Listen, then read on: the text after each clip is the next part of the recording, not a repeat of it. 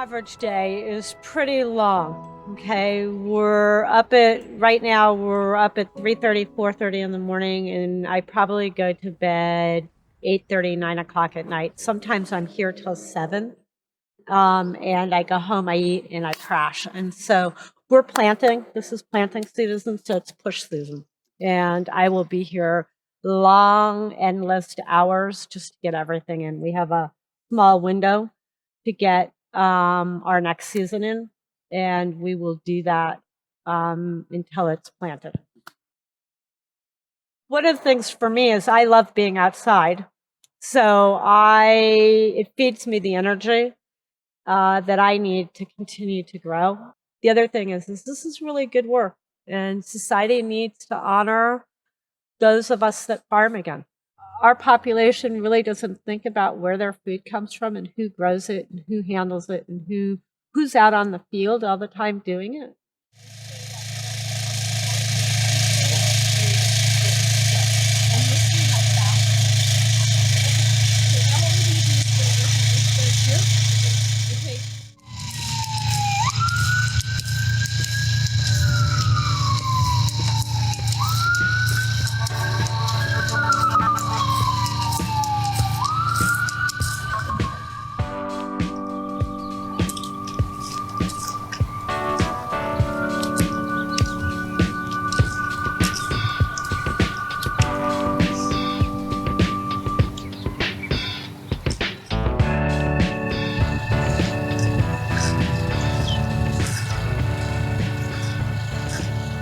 Challenges in farming are always it's sort of a gambling kind of business because you don't hold all the cards ever.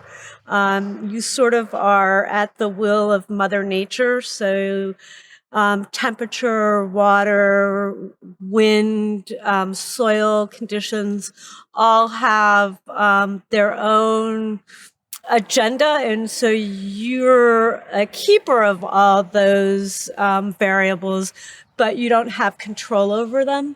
So that's a crapshoot with farming. There's always a gamble. It's always a risk because you don't hold all the cards. But to be able to manage those and read them and function with them is a talent. It's a skill set. The desert is a year-round growing habitat. And historically, if you look back at how the native cultures farmed in Arizona, they utilized a system of acequias, which is similar to our current day canal system that draws water from the northern region, our rivers, and pushes it into other areas. So that's allowed farming to exist year-round here. People think, oh, how do you grow food here? It happens. Things that help me grow that I have in place on the farm are shade structures. We grow very different varieties during different seasons.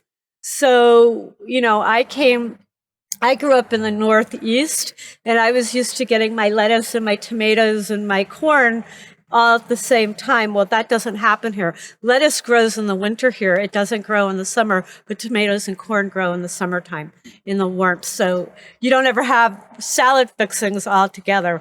And so that's why larger farms have migrated. And so you've got 3 growing seasons in our region. You've got a California growing season, you've got an Arizona growing season, and you've got a Mexico growing season. So most large farms transcend their operations into these different areas, so they have year-round production of things like lettuce.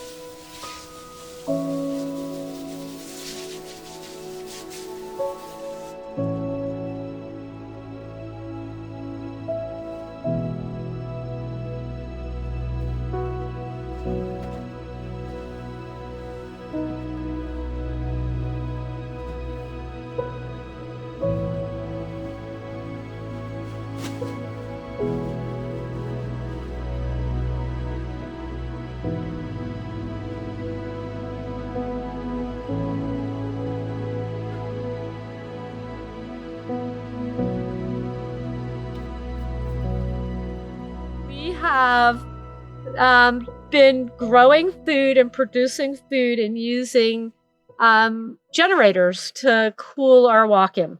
And so that I have pieced it together without investing the 80 grand that they wanted me to put into the property to do the electric.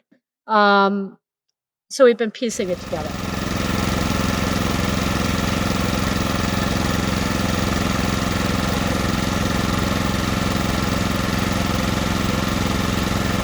The generator operation is sort of, it's archaic. It works, but it doesn't always. I have to come back down here at night to switch the generators.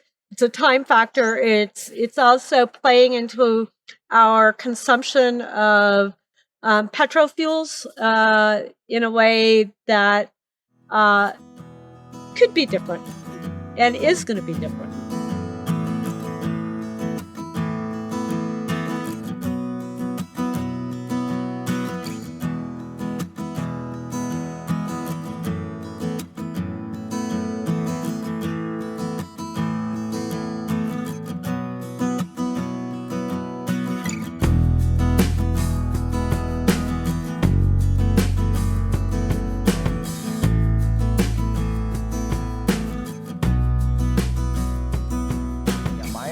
Was definitely a newer type of project for us. This is one of the first ground mounts that we have done.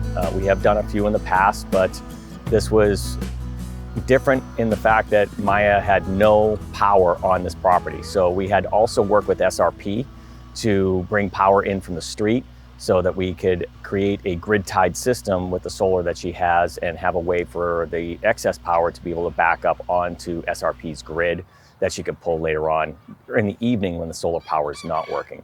So as far as our hiccups, I guess you could say, that was like the biggest thing. It wasn't a hiccup, but it's just trying to get through and working with SRP, and it just made the project that much larger. We had to trench in from the street and lay a new service for the property, and then put an electrical panel in to be able to provide outlets to go out throughout the property. The big thing that's going on right now is, a lot of our electricity right now is generated from fossil fuels, coal, oil. Roughly about 50 to 60% of our energy is coming from those resources now throughout the nation. We're trying to make more and more of a shift towards renewable energy like solar, wind, geothermal, and trying to get away from these resources that aren't sustainable. Oil and coal takes millions of years to generate and create, whereas a solar panel does not.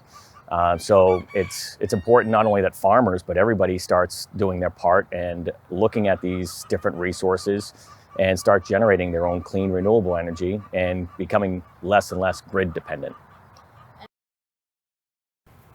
So we started growing things little by little. My voice has changed.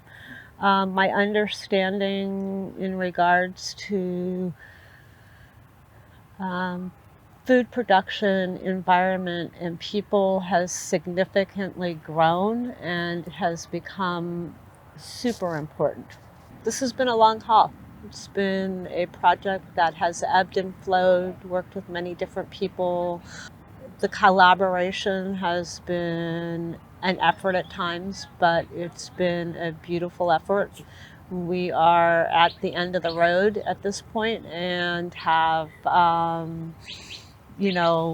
welcomed the many partners and the creative souls that have participated in this. And now we're almost here. I mean, it's going to happen, and I'm extremely grateful and humbled by the many hearts and participants that have been involved in bringing electric and solar to fruition here at the farm. Extremely grateful.